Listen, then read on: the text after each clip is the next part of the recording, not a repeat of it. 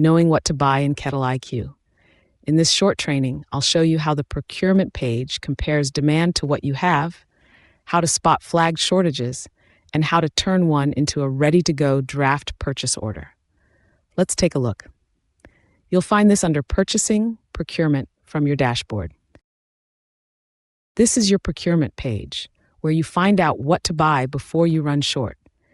Every ingredient is compared against your production schedule, so you can see the shortfalls, what's on hand, and what's already on order, all in one place. Anything without enough coming in to cover the schedule shows up flagged. That's where I'd start. Each row shows the demand driving it, what's on hand, and what's already on order, so the shortfall is obvious at a glance. When you're ready to order, use Create Draft next to a flagged item.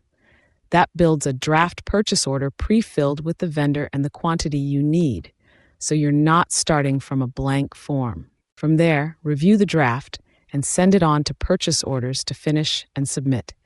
I check this page daily or anytime you're planning a production run, so nothing catches you empty-handed.